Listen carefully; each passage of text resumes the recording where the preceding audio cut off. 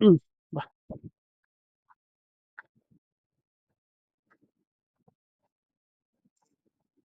ಈಗ ಇಲ್ಲಿ ನೋಡಿ ಇವಾಗ ಇಲ್ಲೆಲ್ಲ ಈ ಮರದ ಸುತ್ತ ಬನ್ನಿ, ಈ ಮರದ ಸುತ್ತ ಈ ತರ ಎಲ್ಲ ಮಲ್ಚಿಂಗ್ ಮಾಡಿದ್ದೀನಿ. ಇಲ್ಲಿ ಇಲ್ಲಿ ಈ ರೀತಿ ನಾನು ಮಲ್ಚಿಂಗ್ ಮಾಡಿರೋದ್ರಿಂದನೇ ನಾನು ನೋಡಿ ಇತ್ತೀಚೆಗೆ ನಾನು ಮೊದಲೆಲ್ಲ ಹಾಯ್ಸೋ ಪದ್ಧತಿ ನಾನು ಹೇಳಿದ್ದೆ ಹಿಂದಿನ ವಿಡಿಯೋದಲ್ಲೆಲ್ಲ ಹಾಯ್ಸೋ ಪದ್ಧತಿಯಲ್ಲಿ ನಾನು ಮಾಡ್ತಾ ಇದ್ದೆ ಅಂತ. ಅದು ತುಂಬಾ ಶ್ರಮ ಆಗ್ತಿತ್ತು ನನಗೆ. ಮತ್ತೆ ಎಫಿಷಿಯೆಂಟ್ ಆಗಿ ನಾನು ಇಡೀ ತೋಟವನ್ನ ಇರಿಗೇಟ್ ಮಾಡೋದಕ್ಕೆ ಆಗ್ತಾ ಇರಲಿಲ್ಲ. ಇತ್ತೀಚೆಗೆ ನಾನು ವಿಂಕ್ಲರ್ ಹಾಕ್ಸ್ಕೊಂಡಿದ್ದೀನಿ. ಅದು ಹಾಕ್ಸ್ಕೊಂಡಿದ್ದೀನಿ ಅಂದ್ಬಿಟ್ಟು ನಾನು ಏನು ತುಂಬಾ ಫ್ರೀಕ್ವೆನ್ಸಿ ಏನು ಇರಿಗೇಟ್ ಮಾಡುವಂತಹ ಪ್ರಮೇಯ ಹೆಚ್ಚಾಗಿ ಏನು ಮಾಡೋದಿಲ್ಲ. ಇಷ್ಟೊಂದು ನಾನು ಮಲ್ಚ್ ಮಾಡಿರೋದ್ರಿಂದ ನೋಡಿ ನನಗೆ ಸಮಯ ಸಿಕ್ಕಿದ್ರೆ ಇಲ್ಲಿ ಅಲ್ಲಿ ಅಲ್ಲೊಬ್ರು ಕಬ್ಬನ್ ಜ್ಯೂಸ್ ಮಾಡ್ತಾರೆ, ಅವ್ರ ಹತ್ರನೂ ಎತ್ಕೊಂಡು ಬಂದು ಇಲ್ಲೆಲ್ಲ ಮಲ್ಚ್ ಮಾಡ್ತೀನಿ. ಏನೇನು ಸಾವಯವ ತ್ಯಾಜ್ಯ ಸಿಗುತ್ತೋ ನನ್ನ ಕೈಲಿ ಬರ್ಬೇಕಾರೆ ಅದು ಆನ್ ದ ವೇ ಒಂದು ಚೀಲ ತಗೊಂಡು ಹೋಗ್ಬೇಕಷ್ಟೇ, ನಾವು ಬರ್ತಾ ತುಂಬ್ಕೊಂಡು ಬಂದ್ರಾಯ್ತು. ಇದನ್ನೆಲ್ಲ ಮಾಡಿರೋದ್ರಿಂದ ನೋಡಿ, ಬನ್ನಿ, ಮಳೆ ಇಲ್ಲ ಆದ್ರೂ ಮಣ್ಣಿನ ತೇವಾಂಶ ನೋಡಿ, ತೋರಿಸ್ತೀರಾ? ನೋಡಿ ಮಣ್ಣು ಹೇಗಾಗಿದೆ, ಮಣ್ಣಿನ ರಚನೆ ನೋಡಿ, ಮಣ್ಣಿನಲ್ಲಿರುವ ತೇವಾಂಶ ನೋಡಿ. ಇಷ್ಟು ತೇವಾಂಶ ಸಾಕು. ನಾವು ತೇವಾಂಶವನ್ನ ಕೊಡುವಂಥದ್ದು ಆ ಏನೋ ಸೂಕ್ಷ್ಮಾಣು ಜೀವಿಗಳ ಚಟುವಟಿಕೆಗಾಗಿ, ಅವುಗಳ ಮೆಟಬಾಲಿಕ್ ಆಕ್ಟಿವಿಟಿಗಾಗಿ. ಸೊ ಈ ರೀತಿ ಏನೋ ಮಲ್ಚಿಂಗ್ ಮಾಡೋದ್ರಿಂದ ಬಹಳ ಮುಖ್ಯ. ಸೊ ನಾವಾಗ ಯಥೇಚ್ಛವಾಗಿ ಏನೋ ಬೋರ್ವೆಲ್ ಆನ್ ಮಾಡೋದಿಲ್ಲ, ಅಂತರ್ಜಲವನ್ನ ಬಯುವುದಿಲ್ಲ. ಮತ್ತೆ ನಾವೇನು 5 HP ಅಥವಾ 7 HP ಮೋಟರ್ ಇರುತ್ತೆ, ವಿದ್ಯುತ್ ಬಳಕೆ ಕೂಡ ನಮ್ದು ಕಡಿಮೆ ಇರುತ್ತೆ ಈ ತರ ಮಾಡೋದ್ರಿಂದ. ಸೊ ಹಾಗಾಗಿ ನೋಡ್ತಾ ಇದ್ದೀರಲ್ಲ, ಇಲ್ಲೆಲ್ಲ ಏನು ಸಾವಯವ ತ್ಯಾಜ್ಯ ಇದೆಲ್ಲ ಹಾಕಿದ್ದೀನಲ್ಲ. ಸೊ ಇದು ನಮ್ಮ ತಟ್ಟೆಯಲ್ಲಿ 6 8 ಇಡ್ಲಿ ಇದ್ದಂಗೆ ಸೂಕ್ಷ್ಮಾಣು ಜೀವಿಗಳಿಗೆ. ಸೊ ಅಂದ್ರೆ ಕಾರ್ಬನ್ ಯುಕ್ತ ಇದು 200:1, 200 ಪಾರ್ಟ್ ಇದ್ರಲ್ಲಿ ಇದೆಲ್ಲ ಲಿಗ್ನಿಫೈಡ್, ಇದೆಲ್ಲ ತುಂಬಾ ಲಿಗ್ನಿಫೈಡ್. ಇದು ಕರಗಬೇಕು ಅಂತಂದ್ರೆ ತುಂಬಾ ಸಮಯ ಇಡುತ್ತೆ. ಸೊ ಇದು ಕರಗಿ ಹ್ಯೂಮಸ್ ಆಗ್ಬೇಕು ಅಂತಂದ್ರೆ ಬಹಳ ಸಮಯ ಇಡುತ್ತೆ. 200 ಪಾರ್ಟ್ ಕಾರ್ಬನ್ ಇದ್ರೆ 1 ಪಾರ್ಟ್ ನೈಟ್ರೋಜನ್ ಇರುತ್ತೆ. ಈ ರೀತಿ ಗಂಜಲನ ಇದ್ರ ಮೇಲೆ ಹಾಕೋದ್ರಿಂದ ಇದ್ರ ಏನೋ ಕಾರ್ಬನ್ ಏನು ಪ್ರಮಾಣ ಕಡಿಮೆ ಆಗಿ 25:1 ಅಥವಾ 30 ಪಾರ್ಟ್ ಕಾರ್ಬನ್ 1 ಪಾರ್ಟ್ ನೈಟ್ರೋಜನ್ ಬರುತ್ತೆ. ಅಥವಾ ಸೂಕ್ಷ್ಮಾಣು ಜೀವಿಗಳಿಗೆ ಬೇಕಾಗಿರುವಂತಹ ಸಾರಜನಕ ನೈಟ್ರೋಜನ್ ಇನ್ಸ್ಟೆಂಟ್ ಆಗಿ ದೊರಕಿ ಅವುಗಳು ಮಲ್ಟಿಪ್ಲೈ ಆಗಿ ಇವುಗಳ ಮೇಲೆ ಡಿಕಂಪೋಸಿಷನ್ ಅಂದ್ರೆ ಕಳಿಯುವಂತಹ ಕ್ರಿಯೆ ಶುರು ಅಂದ್ರೆ ಅಷ್ಟು ತೇವಾಂಶ ಇದ್ರೆ ಸಾಕು, ಕಳಿಯುವಂತಹ ಕ್ರಿಯೆ ಶುರುವಾಗಿ ಇದು ಬೇಗ ಕಳಿತು ಹ್ಯೂಮಸ್ ಆಗುತ್ತೆ. ಸೊ ಈ ರೀತಿ. ಸೊ ಮೊದ್ಲೆಲ್ಲ ಹಾಕಿದಾಗ ನಾನು ಎಲ್ಲರೂ ಹೇಳೋರು ಇದೆಲ್ಲ ಯಾವ ಕಾಲಕ್ಕಪ್ಪ ಕಳಿಯೋದು ಅಂತ. ಈಗ ನೋಡಿದ್ರಲ್ಲ ಇವೆಲ್ಲ ಎಷ್ಟು ಮಣ್ಣಾಗೋಗಿದಾವೆ ಎಲ್ಲ, ಇದೆಲ್ಲ ಒಂದ್ರ ಮೇಲೆ ಒಂದು ಒದಕೆ ಹಾಕಿರೋದು. ಬನ್ನಿ ತೋರ್ಸೋಣ. ನೋಡಿ ಇದ್ರ ಕೆಳಗಡೆ ಇದು ಇನ್ನೊಂದು ನೋಡಿ, ಈ ರೀತಿ ಅದ್ರ ಕೆಳಗಡೆ ಇರೋದು ಇದೊಂದು. ಸೊ ಇನ್ನೂ ಆಗ್ತಾ ಇದೆ. ಸೊ ನೋಡಿ, ಮಳೆ ಆಗಿಲ್ಲ, ನಾನು ಬೋರ್ವೆಲ್ ಆನ್ ಮಾಡಿಲ್ಲ, ಆದ್ರೂ ಮಣ್ಣಿನ ತೇವಾಂಶ ನೋಡಿ, ಮಣ್ಣಿನ ಗುಣಮಟ್ಟ ನೋಡಿ, ಹ್ಯೂಮಸ್. ಸೊ ಹಾಗಾಗಿ ಇಷ್ಟೆಲ್ಲ ಪರಿಶ್ರಮ ಪಟ್ಟರೆ ನಾವು ಪರಿಸರ ಸ್ನೇಹಿಯಾಗಿ ಕೃಷಿಯನ್ನ ನಾವು ಮಾಡ್ಬೋದು. ಸೊ ಮೊದಲನೇ ಸಂಚಿಕೆ ಹಾಕಿದಾಗ ಹೇಗೆ ಗಂಜಲವನ್ನ ಹಾಕ್ತೀರಿ ತೋರಿಸಿ ಅಂತ ಒಬ್ರು ಕೇಳಿದ್ರು, ಹಾಗಾಗಿ ತೋರಿಸ್ತಾ ಇದ್ದೀನಿ. ವೆಂಚುರಿ ಇದ್ರೆ ನೀವು ವೆಂಚುರಿ ಮೂಲಕ ಕೊಡ್ಬೋದು, ಆದ್ರೆ ಇದರಲ್ಲಿ ಸ್ವಲ್ಪ ಸಗಣಿ ಪಾರ್ಟು ಸಹ ಬಂದಿರುತ್ತೆ. ಹಾಗಾಗಿ ಇದನ್ನ ಫಿಲ್ಟರ್ ಮಾಡಿ ಒಂದು ಬಟ್ಟೆನಲ್ಲಿ, ಆ ನಂತರ ನೀವು ವೆಂಚುರಿಗೆ ಫೀಡ್ ಮಾಡಬೇಕು. ನನ್ನ ಹತ್ರ ಈಗ ವೆಂಚುರಿ ಸಿಸ್ಟಮ್ ಇಲ್ಲ, ಇತ್ತೀಚೆಗೆ ನಾನು ತೋರಿಸ್ದ ಹಾಗೆ ಈ ವಿಂಕ್ಲರ್ ಹಾಕ್ಸ್ಕೊಂಡಿದ್ದೀನಿ. ಆದ್ರೆ ಓಡಾಡ್ಕೊಂಡು ನಾನೇ ಬಕೆಟ್ ಅಲ್ಲಿ ಡೈಲ್ಯೂಟ್ ಮಾಡ್ಕೊಂಡು ಹಾಕ್ತೀನಿ. ಬನ್ನಿ ತೋರಿಸಿ, ಹಾಗೆ ತೋಟನ ತೋರಿಸಿ, ಬನ್ನಿ ಫಾಸ್ಟ್ ಆಗಿ. ನೋಡಿ ಇದೆಲ್ಲ ಸ್ವಲ್ಪ ಒಂದಷ್ಟು ಮರಗಳನ್ನ ತೆಗೆಸ್ಬಿಟ್ಟು ಹೊಸ ಸಸಿಗಳು ಹಾಕಿರೋದು ಇದೆಲ್ಲ. ಆಮೇಲೆ ನೋಡಿ ಅದಾಗಿದ್ದದೆ ವೆಲ್ವೆಟ್ ಬೀನ್ಸ್ ಬೆಳ್ಕೊಂಡಿರೋದು ಇದೆಲ್ಲ. ನಿನ್ನೆ ಸ್ವಲ್ಪ ಇಲ್ಲಿ ಇದು ಬ್ರಷ್ ಕಟಿಂಗ್ ಮಾಡಿದೆ. ಯಾಕೆ ಅಂತಂದ್ರೆ ಈ ವೆಲ್ವೆಟ್ ಬೀನ್ಸ್ ಇದು ಡೊಮೆಸ್ಟಿಕೇಟೆಡ್ ಅಲ್ಲ, ಇದು ನಸ್ಗುನಿಕಾಯಿ. ಇದು ಅಲ್ಲಿವರೆಗೂ ಬಂದ್ರೆ ಅದಕ್ಕೆ ನಾವು ಎಲ್ಲ ಓಡಾಡೋ ಜಾಗ. ಇದೇನಾದ್ರೂ ಕಾಯಿ ಬಿಟ್ಟು ಹಸಿ ಕಾಯಿ ಇದ್ದಾಗ ಏನ್ ತೊಂದರೆ ಇರೋದಿಲ್ಲ, ಆ ಕಾಯಿ ಒಣಗಿ ಬ್ರೌನಿಶ್ ಕಲರ್ ಆಗುತ್ತೆ, ಆ ವೆಲ್ವೆಟಿ ಹೇರ್ಸ್ ಇರುತ್ತೆ, ಅದ್ರ ಮೇಲೆ ಏನಾದ್ರೂ ನಾವು ಒಂಚೂರು ಕಾಲಿಟ್ರೆ ಸಾಕು, ಆ ವೆಲ್ವೆಟಿ ಹೇರ್ಸ್ ಏನಿರುತ್ತೆ ದಟ್ ಬಿಕಮ್ಸ್ ಏರ್ ಬಾರ್ನ್ ಆಗಿ ತುರಿಕೆ ನವೆ ಎಲ್ಲ ಶುರು ಆಗ್ಬಿಡುತ್ತೆ. ಬಹಳ ಕಷ್ಟ ಅದು. ಹಾಗಾಗಿ ಸ್ವಲ್ಪ ಓಡಾಡೋ ಜಾಗದಲ್ಲಿ ಅದು ಬೇಡ, ಅದು ಬಿಟ್ಟು ಕಾಯಿ ಬಿಟ್ಟು ಹೂವು ಬಿಟ್ಟು ಮತ್ತೆ ನಮ್ಗೆ ತೊಂದರೆ ಆಗೋದ್ ಬೇಡ ಅಂತೇಳಿ ನೋಡಿ. ಇದಕ್ಕಿಂತ ನೈಟ್ರೋಜನ್ ಮತ್ತೆ ಇದೆಲ್ಲ ನೋಡ್ತಾ ಇದೀರಲ್ಲ ಇಲ್ಲಿ ತೋರಿಸಿಲಿ, ಇದೇನಾಗಿದೆ, ಇದು ಇಲ್ಲಿ ಏನು ಬಟರ್ಫ್ಲೈಗಳು ಈ ತೋಟದಲ್ಲಿ ಪತಂಗಗಳು ಏನು ವೃದ್ಧಿ ಸಾಕಷ್ಟು ವೈವಿಧ್ಯಮಯ ಬಟರ್ಫ್ಲೈ ಈ ತೋಟದಲ್ಲಿ ಇದಾವೆ. ಸೊ ಅವುಗಳ ಕ್ಯಾಟರ್ ಪಿಲ್ಲರ್ಸ್ ತಿಂತಾ ಇರುವಂತದ್ದು ಇದನ್ನೆಲ್ಲ, ಅವುಗಳಿಗೆಲ್ಲ ಆಹಾರ. ಅದ್ರ ಜೊತೆಗೆ ಆ ವೆಲ್ವೆಟ್ ಬೀನ್ಸ್ ನಸ್ಗುನಿಕಾ ಏನ್ ಹೇಳಿದೆ, ಕೋತಿಗಳು ಬಂದ್ರೆ ಮರ ಹತ್ತಿ ಕಾಯಿನ ಲೂಟಿ ಮಾಡುವಂತಹ ಪ್ರಮೇಯ ಬಹಳ ಕಡಿಮೆ. ಸೊ ಬಂದು ಈ ಎಲೆನ ತಿನ್ನುತ್ತೆ, ಸೊಪ್ಪನ್ನ ತಿನ್ನುತ್ತೆ, ಕಾಯಿನ ತಿನ್ನುತ್ತೆ, ಮತ್ತೆ ಇನ್ಯಾವುದೋ ಒಂದು ಮರ ಅಲ್ಲಿ ಕಾಡ್ ಜಾತಿ ಮರ, ಅದ್ರ ಎಲೆ ತಿನ್ನುತ್ತೆ, ಅದ್ರ ಕಾಯಿ ತಿನ್ನುತ್ತೆ, ಹೀಗೆ. ಸೊ ಇದೆಲ್ಲ ವಿ ಆರ್ ಕೋ ಎಕ್ಸಿಸ್ಟಿಂಗ್. ಅಂದ್ರೆ ಇಲ್ಲಿ ಸ್ವಲ್ಪ ಎಕಲಾಜಿಕಲ್ ಬ್ಯಾಲೆನ್ಸ್ ಆಗೋದಕ್ಕೆ ಇಲ್ಲಿ ಈ ತೋಟ ಅನುವು ಮಾಡ್ಕೊಡ್ತಾ ಇದೆ. ಸೊ ಇಲ್ಲಿ ಏನು ಆಹಾರ ಇಲ್ಲದೆ ಇದ್ರೆ ಈ ಕೋತಿಗಳೆಲ್ಲ ನಾಡಿಗೆ ಬಂದು ಮನೆ ಹೆಂಚ್ ಕಿತ್ತಾಕೋದು, ಅಥವಾ ಮನೆ ಒಳಗ್ ನುಗ್ಗೋದು, ಅಡಿಗೆ ಮನೆಗೆ ನುಗ್ಗೋದು, ಅಲ್ಲಿ ಲೂಟಿ ಮಾಡುವಂಥದ್ದು, ಇವೆಲ್ಲ ನಡೀತಾ ಇರುವಂಥದ್ದು. ಸೊ ಹಾಗಾಗಿ ಪ್ರಕೃತಿಗೆ ನಾವು ಬರೀ ನಮಗೆ ಏನ್ ಬೇಕೋ ಅದಷ್ಟೇ ಬೆಳೆಯೋದಲ್ಲ.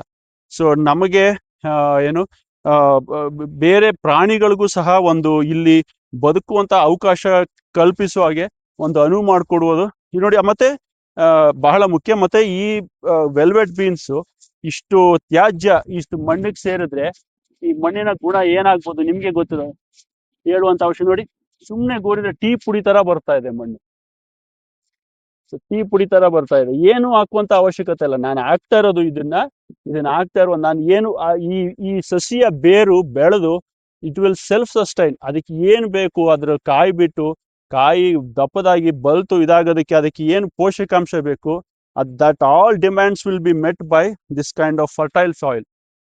ಸೊ ಇದಾಗ್ತಾ ಇರೋದು ಗರಿ ಬೇಗ ಕಳಿ ಅನ್ನೋ ಉದ್ದೇಶಕ್ಕೆ. ಸೊ ಬನ್ನಿ. ಸೊ ಏನು ನಾವು ಇಲ್ಲೇ ಮಾಡೋದಾದ್ರೆ, ಕೃಷಿಯನ್ನ ಇಲ್ಲೇ ಮಾಡೋದಾದ್ರೆ ಬೇರೆ ಬೇರೆ ಏನು ಮಲ್ಟಿ ಕ್ರಾಪಿಂಗ್ ಸಿಸ್ಟಮ್ ಮಾಡ್ಕೊಂಡು ನೋಡಿ.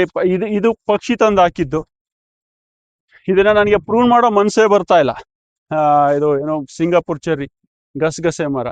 ಪಕ್ಷಿ ಎಷ್ಟು ಬೆಳಿಗ್ಗೆ 7 ಗಂಟೆಗೆ ಬಂದ್ಬಿಟ್ರೆ, so this is a different world. ಇದೆಲ್ಲೂ ಸಿಗದೇ ಇಲ್ಲ. ಎಷ್ಟು ಪಕ್ಷಿಗಳ ಕಲರವ, ಅದನ್ನ ನಾವು ಕೇಳ್ಕೊಂಡು ಇಲ್ಲಿ ಸುಮ್ನೆ 10 ನಿಮಿಷ ಏನೂ ಧ್ಯಾನ ಮಾಡೋ ಅವಶ್ಯಕತೆನೇ ಇಲ್ಲ, ಸುಮ್ನೆ ಕೂತ್ಕೊಂಡು ಕೇಳ್ತಾ ಇದ್ರೆ ಅದಕ್ಕಿಂತ ಏನು ಕೋಟಿ ಕೊಟ್ಟರು ಆನಂದ ಅಷ್ಟು ಸಿಗೋದಿಲ್ಲ. ಸೊ ಈ ರೀತಿ. ಸೊ ಬನ್ನಿ, ಆಗ್ಲೇ ಹೇಳ್ತಾ ಇದ್ದೆ, ಆ ರೀತಿ ವ್ಯವಸ್ಥೆ ಇದ್ರೂ ಸಹ ಕೋತಿಗಳು ಅಷ್ಟು ಬಂದು ಲೂಟಿ ಮಾಡೋದಿಲ್ಲ ಅಂತ ಹೇಳ್ತಾ ಇದ್ದೆ. ಇದೆಲ್ಲ ಈ ಮರದ್ದು ನೋಡಿ, ಇದೆಲ್ಲ ಕೋತಿಗಳು ಕುಡ್ದಿರೋದು. ಅವು ಎದುರುಗಡೆ ಅಲ್ಲೊಂದು ತೋಟ ಇದೆ 100 ಮೀಟರ್ ದೂರದಲ್ಲಿ. ಇಲ್ಲಿ 5-6 ಕಾಯಿ ಬಿದ್ರೆ ಅಲ್ಲಿ 15ರಿಂದ 20 ಕಾಯಿನ ಲೂಟಿ ಮಾಡ್ತವೆ. ಸೊ ಇದನ್ನ ಮಲ್ಚಿಂಗ್ ಆಗಿ ಯೂಸ್ ಮಾಡಿದೀನಿ, ಏನು ಮಾಡೋಕ್ಕಾಗಲ್ಲ.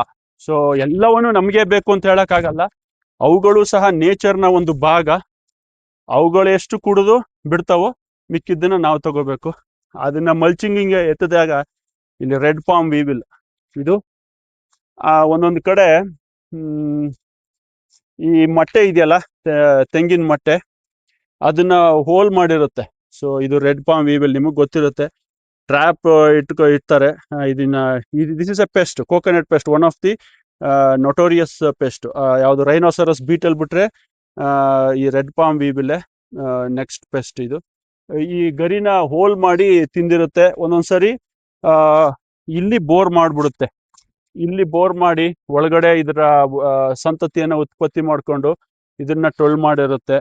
ಸೊ ಈಗೇನ್ ಮಾಡ್ಲಿ, ಈಗೇನು ಸಾಯಿಸ್ಬಿಡ್ಲಾ?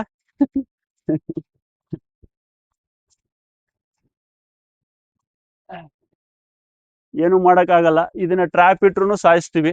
ಒಂದೊಂದ್ಸರಿ ನಮ್ಮ ಇಳುವರಿ ತಗೋಬೇಕು ಅಂತಂದ್ರೆ ನಾವು ಸಾಯಿಸ್ಬಿಟ್ಟು ಹಾಕ್ತಾ ಇದ್ದೀನಿ. ಓಕೆ, 1 ನಿಮಿಷ ಪಾಸ್ ಮಾಡಿ. ಈಗ ಇಲ್ಲಿ ಒಂದು ಟ್ಯಾಂಕ್ ಕಟ್ಸ್ಕೊಂಡಿದ್ದೀನಿ ನೋಡಿ. ಇವಾಗ ಇದು ಬಹಳ ಮುಖ್ಯವಾಗ್ತದೆ ತೋಟ ಮಾಡಿರೋರ್ಗೆ. ಈ ತರದ್ದೊಂದು ಎಮರ್ಜೆನ್ಸಿ ಕಂಟಿಂಜೆನ್ಸಿ ಪ್ಲಾನ್ ಇರಲೇಬೇಕು. ಒಂದು ತೋಟ ಅಂದಮೇಲೆ ಒಂದು ಟ್ಯಾಂಕ್, ಅಲ್ಲಿ ಒಂದು ಸ್ವಲ್ಪ ನೀರು ಇದಿರ್ಲೇಬೇಕು. ಬೆಳಗ್ಗೆಯಿಂದ ಇದು ಬಂದಾಗೆಲ್ಲ ಸ್ವಲ್ಪ ತುಂಬಿಸ್ತೀನಿ. ಇವತ್ತೇನಾಗಿತ್ತು, ತುಂಬಾ ಅದೇ ಹೇಳದ್ನಲ್ಲ, ತುಂಬಾ ಆ, ಬಿರುಗಾಳಿ ಬೀಸ್ತಾ ಇದೆ. ಎಲ್ಲೆಲ್ಲೋ ಲೈನಲ್ಲಿ ಏನೋ ಮರ ಬಿದ್ದು, ಇಲ್ಲಿ ಲೈನಲ್ಲೆಲ್ಲೋ ಮರ ಬಿದ್ದು ಆ ಏನೋ ಟ್ರಿಪ್ ಆಗ್ತಾ ಇದೆ. ನಾನು ಬೋರ್ವೆಲ್ ಆನ್ ಮಾಡಕ್ ಹೋದ್ರೆ ಅದು ಆನ್ ಆಗ್ತಾ ಇಲ್ಲ, ಟ್ರಿಪ್ ಆಗ್ತಾ ಇದೆ. ಸೊ ಹಾಗಾಗಿ ಇವತ್ತು ನೀರ್ ತುಂಬಕ್ಕಾಗಿಲ್ಲ.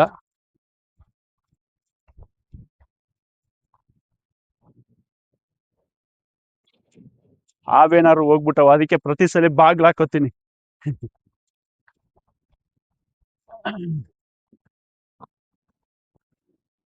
ಇದೆಲ್ಲ ಏನು, ಎಲ್ರು ಸಿ ಇವೆಲ್ಲ ಕಳ್ತೆ ಕಳೀತವೆ. ಈಗ ಏನಿಲ್ಲಿ ಸಾವಯವ ತ್ಯಾಜ್ಯ ಹಾಕಿದೀನಿ, ಮಲ್ಚ್ ಮಾಡಿದೀನಿ, ಇದೆಲ್ಲ ಕಳ್ತೆ ಕಳಿಯುತ್ತೆ. ನೀವು ಗಂಜಲ ಹಾಕ್ದೆ ಹೋಗ್ಲಿ ಕಳ್ತೆ ಕಳಿಯುತ್ತೆ. ಆದ್ರೆ ಗಂಜಲ ಹಾಕಿದ್ರೆ decomposition rate will be accelerated.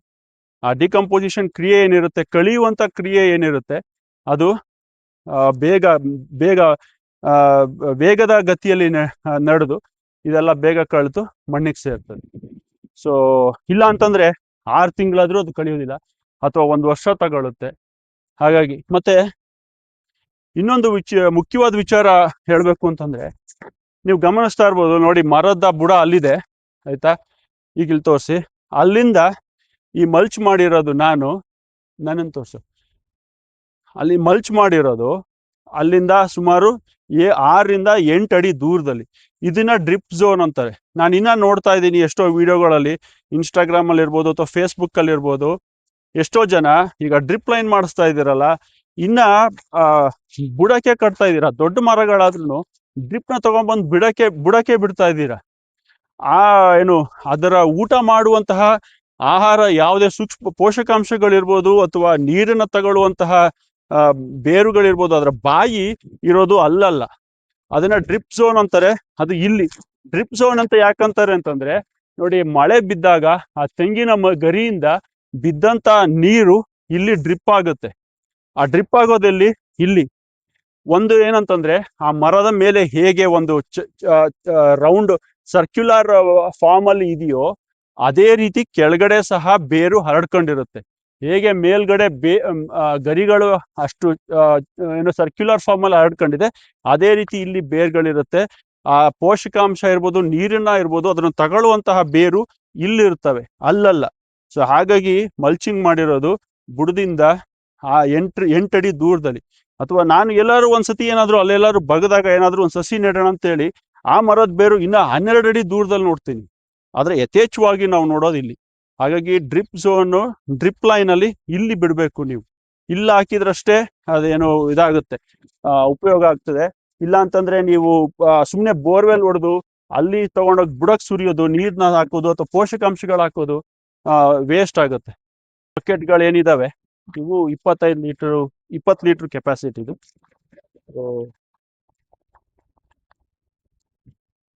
1 litre ಇದಕ್ಕೆ,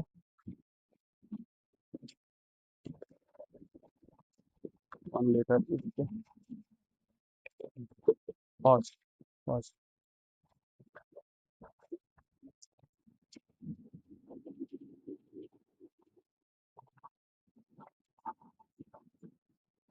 ನಾನು ಆಗ್ಲೇ ಹೇಳಿದೆ, ಆ ಇದು ಏನು 15 ದಿವಸ ಕಳ್ತಿರುವಂತಹ ಗಂಜಲಾಗಿರೋದ್ರಿಂದ ಆಲ್ಕಲೈನ್ ಇರುತ್ತೆ, ಸ್ಟ್ರಾಂಗ್ ಇರುತ್ತೆ.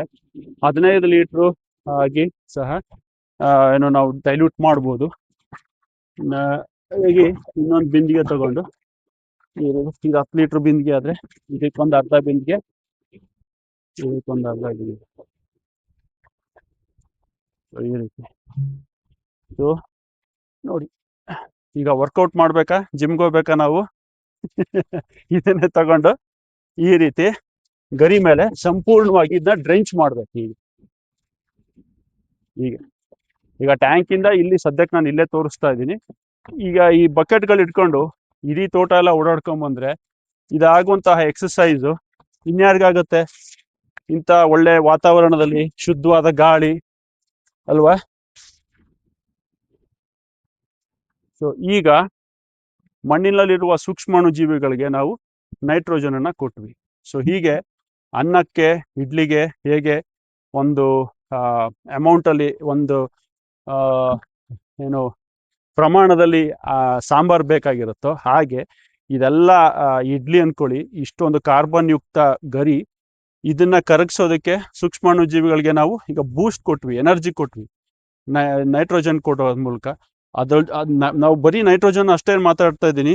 ಈ ಗಂಜಲದಲ್ಲಿ ಸಾಕಷ್ಟು ಪೊಟ್ಯಾಶ್ ಇರುತ್ತೆ, ಫಾಸ್ಫರಸ್ ಎಲ್ಲ ಟ್ರೇಸ್ ಅಮೌಂಟ್ ಅಲ್ಲಿ ಇರುತ್ತೆ, ಬೇರೆ ಏನು ಮೈಕ್ರೋ ನ್ಯೂಟ್ರಿಯೆಂಟ್ಸ್ ಎಲ್ಲ ತುಂಬಾ ಟ್ರೇಸ್ ಅಮೌಂಟ್ ಅಲ್ಲಿ ಇರ್ತವೆ.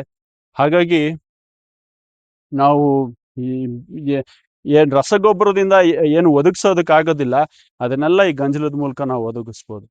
ಸೊ ಹೀಗೆ ನನ್ನ ಏನು ವೀಕೆಂಡ್ ಅಂದ್ರೆ 15 ದಿವಸ ಪ್ರತಿ ವೀಕೆಂಡ್ ಬರೋಕ್ಕಾಗೋದಿಲ್ಲ, ನಾನು ಬೆಂಗಳೂರಿನ ವಿದ್ಯಾರಣ್ಯಪುರದಲ್ಲಿರೋದು. ಸೊ 15 ದಿವಸಕ್ಕೊಂದ್ಸರಿ ಬಂದಾಗ 2 ದಿವಸ ಶನಿವಾರ ಭಾನುವಾರ 2 ದಿವಸ ಕೆಲಸ ಮಾಡ್ತೀನಿ. ಸೊ ಬ್ರಷ್ ಕಟಿಂಗ್ ಮಾಡ್ತೀನಿ, ಬಿದ್ದಂಥ ಗರಿಗಳನ್ನ ಇಲ್ಲಿ ಕಡಿದು ಈ ಥರ ಮಲ್ಚ್ ಮಾಡ್ತೀನಿ. ಆಮೇಲೆ ಗಂಜಲ ತಗೊಂಬಂದು ಈ ಥರ ಇಡೀ ತೋಟ ಎಲ್ಲ, ಇದು 2.5 ಎಕರೆ ಇದೆ, ಇಡೀ ತೋಟ ಎಲ್ಲ ಓಡಾಡ್ಕೊಂಡು ಬಂದು ಹಾಕ್ತೀನಿ. ಸೊ ಸಾಕಷ್ಟು ಸುಸ್ತಾಗಿ ಹೋಗುತ್ತೆ, ಆದ್ರೂ ಖುಷಿಪಟ್ಟು ತುಂಬ ಖುಷಿಯಿಂದ ಮಾಡ್ತೀನಿ. ಆಗ ನನಗೆ ಅದೇನು ದಣಿವಾಗೋದಿಲ್ಲ. ಮತ್ತೆ ಪಕ್ಷಿಗಳು ಕಲರವ ಕೇಳ್ತಾ ಇದ್ರೆ, ಈಗ ನಾನು ಮೈಕ್ ಹಾಕೊಂಡ್ಬಿಟ್ಟಿದ್ದೀನಿ ಹಾಗಾಗಿ ಹೊರಗಡೆ ನಾಯ್ಸ್ ಗೊತ್ತಾಗ್ತಾ ಇಲ್ಲ, ಬಟ್ ಪಕ್ಷಿಗಳ ಕಲರವ ತುಂಬಾ ಇದೆ. ಸೊ ಮತ್ತೆ ಚಿಟ್ಟೆಗಳು, ವೈವಿಧ್ಯಮಯ ಚಿಟ್ಟೆಗಳು ಈ ರೀತಿ, ಯಾಕೆಂದ್ರೆ ನಾನು ಹೇಳ್ತಾ ಇರ್ತೀನಿ, ನಾನು ಮೇಂಟೈನ್ ಮಾಡಿರೋದು ತೋಟವನ್ನ ಕನ್ಸರ್ವೇಷನ್ ಅಗ್ರಿಕಲ್ಚರ್ ಪ್ರಾಕ್ಟೀಸಸ್ನ ಫಾಲೋ ಮಾಡಿ, ಅಂತಂದ್ರೆ ಸಂರಕ್ಷಣಾ ಕೃಷಿ ಪದ್ಧತಿಗಳನ್ನ, ಒಂದು ಉಳುಮೆ ಮಾಡದೇ ಇರುವಂಥದ್ದು. ನಾನು ಬರೀ ಸದ್ಯಕ್ಕೆ ಏಕ ಬೆಳೆ ಪದ್ಧತಿಯನ್ನ ಮಾಡ್ತಾ ಇರೋದ್ರಿಂದ, ಮತ್ತೆ ಉಳುಮೆ ಮಾಡ್ತಾ ಇಲ್ಲ, ಜೊತೆಗೆ ಮಲ್ಚಿಂಗು. ಇದು ತತ್ವಗಳು, ಈ ಸಂರಕ್ಷಣಾ ಕೃಷಿ ಪದ್ಧತಿಯ ತತ್ವಗಳು: ಶೂನ್ಯ ಉಳುಮೆ, ಮಲ್ಚಿಂಗು, ಮತ್ತೆ ಡೈವರ್ಸಿಟಿ. ಬೆಳೆಯಲ್ಲಿ ಡೈವರ್ಸಿಟಿ ಮೇಂಟೈನ್ ಮಾಡಬೇಕು, ಆದರೆ ಡೈವರ್ಸಿಟಿ ನಾನು ಮೇಂಟೈನ್ ಮಾಡ್ತಾ ಇರೋದು ಕಳೆಯಲ್ಲಿ. ಹಾಗಾಗಿ ನನಗೆ ಬ್ರಷ್ ಕಟಿಂಗ್ ಮಾಡೋದಕ್ಕೂ ಒಮ್ಮೊಮ್ಮೆ ನನಗೆ ಮನಸ್ಸಾಗೋದಿಲ್ಲ, ಕಳೆ ಇರಲಿ ಬಿಡು, ಯಾಕೆಂದ್ರೆ ಆ ಕಳೆಯಿಂದಾನೇ ಎಷ್ಟೋ ಪ್ಯಾರಾಸಿಟಾಯ್ಡ್ಸ್ ಮತ್ತೆ ಪ್ರಿಡೇಟರ್ಸ್ಗೆ ಬೇಕಾಗಿರುವಂತಹ ಮಕರಂದ ಮತ್ತೆ ಪೋಲನ್, ಪರಾಣು, ಇವುಗಳು ಸಿಗ್ತಾ ಇರೋದು ಆ ಕಳೆಗಳಿಂದ. ಸೊ ಹಾಗಾಗಿ ನಾನು ಆ ಬ್ರಷ್ ಕಟ್ ಮಾಡೋದಕ್ಕೂ ನನಗೊಂದೊಂದ್ಸರಿ ಮನಸ್ಸಾಗೋದಿಲ್ಲ. ಹೀಗೆ ಈ ರೀತಿ ನನ್ನ ವೀಕೆಂಡ್ಗಳು, 15 ದಿವಸಕ್ಕೊಮ್ಮೆ ವೀಕೆಂಡ್ ಈ ಥರ ನೋಡಿ. ಈ ರೀತಿ ಗಂಜಲ ಹಾಕೋದ್ರಿಂದ ಮತ್ತೆ ಇದನ್ನ ಗ್ರೋತ್ ರೆಗ್ಯುಲೇಟರ್ ಆಗಿ ಯೂಸ್ ಮಾಡ್ಬೋದು. ಬೇರೆ ರೈತರು, ಮೂಲಭೂತ ರೈತರು ಏನಿದ್ದಾರೆ, ನೀವು ಅಂಗಡಿಯಿಂದ ಗ್ರೋತ್ ರೆಗ್ಯುಲೇಟರ್ ತಗೊಂಡ್ ಬರೋದ್ರದ್ದು ಬದಲು ಈ ರೀತಿ ಗಂಜಲವನ್ನ ತಗೊಂಡ್ಬಂದು ಡೈಲ್ಯೂಟ್ ಮಾಡ್ಕೊಂಡು ಸ್ಪ್ರೇ ಮಾಡಿ, ದಯವಿಟ್ಟು ಅದು ಖಂಡಿತವಾಗಿ ವರ್ಕ್ ಆಗುತ್ತೆ. ಸೊ ಮತ್ತೆ ಅದನ್ನ ನೀವು ಪೆಸ್ಟಿಸೈಡ್ ಆಗಿ ಕೂಡ ಉಪಯೋಗಿಸ್ಬೋದು.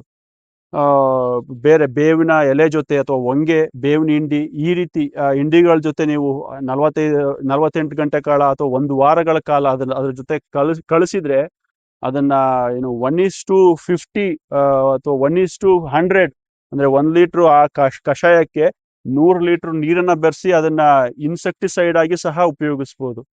ಸೊ ಈ ರೀತಿ ನೀವು ರೈತರು ಈ ರೀತಿ ಪ್ರಯೋಗವನ್ನ ಮಾಡ್ತಾ ಇರ್ಬೇಕು. ವರ್ಕ್ ಆಗ್ಬೋದು, ಆಗದೆ ಇರ್ಬೋದು. ಆದ್ರೆ ಈ ರೀತಿ ಮಾಡಿದ್ರೆ ನಾವು ಈ ರಸಗೊಬ್ಬರ ಮೇಲೆ ಅಥವಾ ರಾಸಾಯನಿಕ ಪೀಡನಾಶಕಗಳ ಮೇಲೆ ಅವಲಂಬನೆ ಆಗೋದು ತಪ್ಪುತ್ತೆ ಅಂತ ಹೇಳ್ತಾ, ಈಗ ನಾನು ಸ್ಮೆಲ್ ಬರ್ತಾ ಇದ್ದೀನಿ. ಗಂಜಲ ಎಲ್ಲ ತಂದು ಮಾಡೋದಾದ್ರೆ ನೀವು ಖಂಡಿತವಾಗಿ ಮನೆಗೆ ಹೋಗಕ್ ಮುಂಚೆ ಸ್ನಾನ ಮಾಡ್ಕೊಂಡು ಹೋಗಿ. ಈಗ ನಾನು ಇಲ್ಲೇ ಸ್ನಾನ ಮಾಡ್ಕೊಂಡು ಹೋಗ್ತೀನಿ. ನಿಮ್ಮ ಹತ್ರ ಮೈಸೂರು ಸ್ಯಾಂಡಲ್ ಸೋಪ್ ಇದ್ರೆ ಅದರಲ್ಲಿ ಸ್ನಾನ ಮಾಡಿ. ಈ ಗಂಜಲ ಸ್ಮೆಲ್ಲು, ಮೈಸೂರು ಸ್ಯಾಂಡಲ್ ಇರೋ ಶ್ರೀಗಂಧ ಸ್ಮೆಲ್ಲು 2 ಮಿಕ್ಸ್ ಆಗ್ಬಿಟ್ಟು ಹೈಬ್ರಿಡ್ ಸ್ಮೆಲ್ ನಿಮ್ಮ ಬಾಡಿಯಿಂದ ಬರುತ್ತೆ, ಅದೊಂಥರ ಚೆನ್ನಾಗಿರುತ್ತೆ. ಸೊ ಬ್ಯಾಡ್ ಜೋಕ್ ಇರ್ಲಿ. ಸೊ ವಿಡಿಯೋ ವೀಕ್ಷಿಸಿದ್ದಕ್ಕೆ ಧನ್ಯವಾದಗಳು. ನಮಸ್ಕಾರ.